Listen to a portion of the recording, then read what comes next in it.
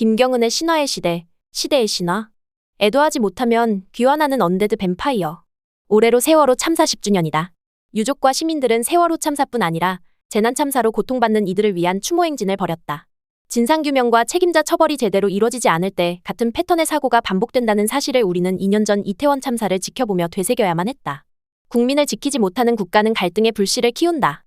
제주 4.3 항쟁, 광주 5.18 민주화 운동은 국가폭력의 트라우마에 시달리는 사람들에게 애도할 기회조차 오랜 세월 박탈해온 우리 현대사의 질곡이다. 예술에는 인간의 내면을 응시하고 상처를 치유하는 역할이 있다. 애도하지 못해 벌어지는 비극을 문학과 영화는 여러 형식으로 형상화했고 뱀파이어물도 여기 속한다. 뱀파이어 소설의 홍수 속에서 태어난 브램 스토커의 야심작 드라큘라는 이 장르의 집대성이었다. 메리 셸리의 프랑켄슈타인이 공전의 히트를 하며 나중에는 세기말 분위기까지 가세해 근대 문명이 가져올 재앙을 예견하는 고딕 소설이 유행하던 때였다. 드라큘라는 이 소설 저 소설에 흩어져 있는 들쭉날쭉하고 덜어는 막연하던 뱀파이어의 속성을 분명히 하고 기원과 계보를 부여했으며 첨단 과학 지식을 배경으로 내러티브를 짰다.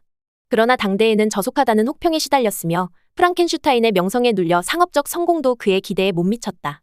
근대의 자본가들을 흡혈귀에 비유할 정도로 시대성과 상징성을 갖춘 이 소설이 재평가받은 것은 미국의 레슬리 피들러가 고급 문학을 비판하고 대중문학의 가치에 주목한 경계를 넘어서고 간극을 좁히며가 시작이었다.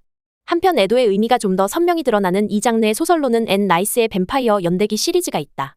영화 뱀파이어와의 인터뷰가 상영되면서 국내에 알려진 라이스의 소설은 어린 딸의 죽음을 계기로 삶과 죽음을 통찰한 결과물이었다. 라이스는 불치병으로 세상을 떠난 딸을 애도하고 부활을 기원하며 뱀파이어를 불러냈다. 뱀파이어 소설은 애도의 문학이지만 신화적 또는 민담적 요소와 신비주의, 에로티시즘 등의 대중적 호기심을 자극하는 요소를 포함하고 있어 오랫동안 사랑받을 수 있었다. 특히 드라큘라는 트로이 전쟁 원정대를 꾸리는 호메로스의 일리어스 일에 사랑받아온 원정대의 형식도 가져왔다. 흡혈귀 또는 흡혈에 관련된 신화는 전 세계에 퍼져 있다. 사람의 피를 취하는 흡혈은 식인의 한 형태이며 이집트 신화에서 이시스가 오시리스의 살과 피를 뿌리는 재해나 그리스 신화의 디오니소스 제의에서 살아있는 동물의 살을 뜯고 피를 마시는 행위, 뉴기니 군도의 하이누엘레 신화나 우리나라의 박혁거세 신화에서 살과 피를 사방에 뿌리는 행위도 여기 속한다. 이는 대체로 곡물 전달자에 대한 내력이나 풍요의 기원과 관계된 희생제의 행위였다. 또 흡혈귀가 피를 취한다는 설정은 기독교 의례에서는 아주 익숙한 행위다. 가톨릭은 예수의 살과 피를 취하는 의식을 미사 때마다 치른다.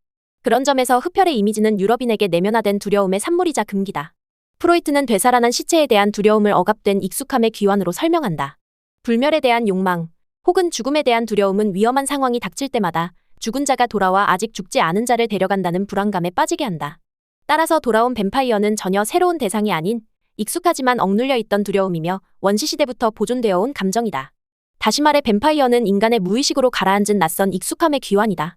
드라큘라 백작은 루마니아의 쇠락한 성에 거주하며 런던으로 진출할 음모를 꾸민다.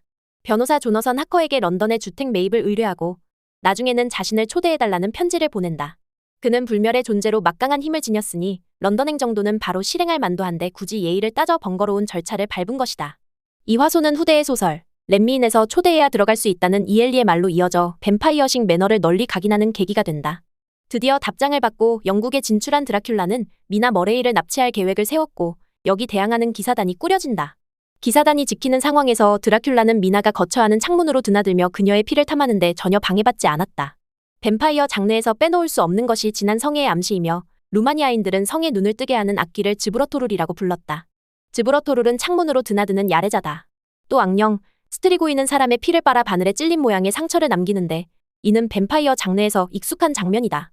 드라큘라에서 흡혈귀 퇴치 원정대는 의사인 존 수어드를 중심으로 그의 스승인 반 헬싱, 미나의 남편 조너선 하커 등 영국인과 네덜란드인, 미국인으로 구성된 다국적 기사단이었다.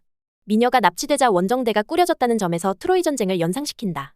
그리스 신화에서 불화의 여신 에리스가 가장 아름다운 여신에게라고 적어 던진 황금 사과를 놓고 다투던 여신들은 트로이의 왕자이며 목동인 파리스에게 심판을 부탁하러 갔고 파리스는 가장 아름다운 여인을 선물하겠다는 아프로디테의 손을 들어준다.